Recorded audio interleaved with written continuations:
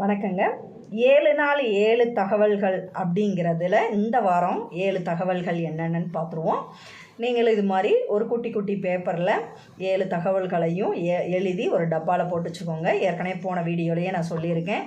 நீங்கள் வேணும்னா அந்த வீடியோவையும் எடுத்து பாருங்கள். 7 நாள்கள் 7 தகவல்கள் அப்படிங்கிற தலைப்பில் போட்டிருக்கேன்.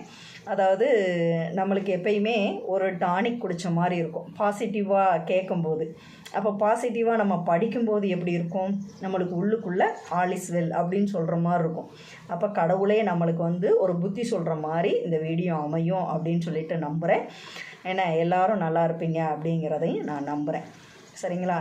இப்போ நம்பர் 1வது கருத்து என்னென்னா, உங்களை பற்றிய பிறரது கருத்துக்கள் எப்படி வேணும்னாலும் இருக்கட்டுங்க, நீங்கள் எப்போதும் அமைதியான மனநிலையிலேயே இருப்பதற்கு முக்கியத்துவம் கொடுங்க.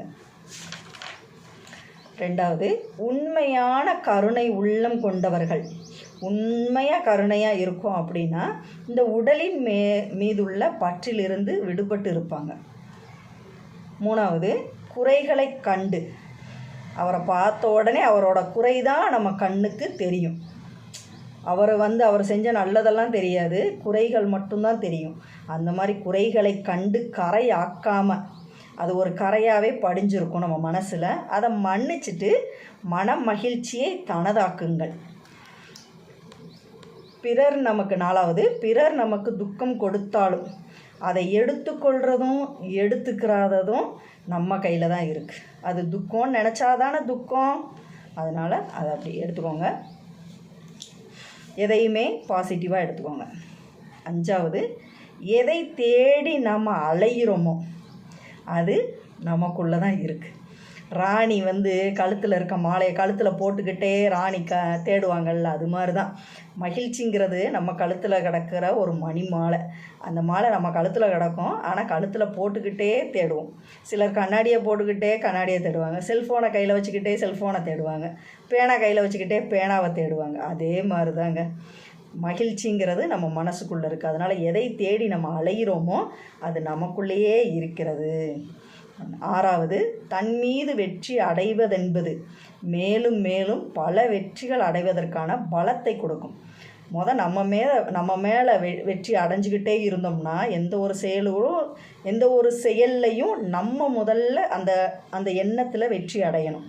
அது பல வெற்றிகள் அடைவதற்கான பலத்தை தருகிறது.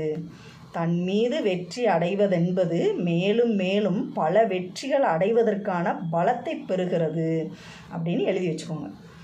7வது, சத்தியத்தை நிரூபிக்க முனைவது நமது பிடிவாதத்தை வெளிப்படுத்துவதுடன் எதிர்வினைவை ஏற்படுத்தக்கூடும். சத்தியம் சரியான இடத்தில் சரியான நேரத்தில் தானே வெளிப்படும். எது உண்மையோ அது தானே வெளிப்படும். இப்போ இந்த மாதிரி 7 கருத்துக்களை நம்ம எழுதி வச்சிடறோம். நம்ம வெளியில் போகும்போது இல்லை மனசு சரியில்லாத போதுன்னு ஏற்கனவே சொல்லியிருந்தேன்.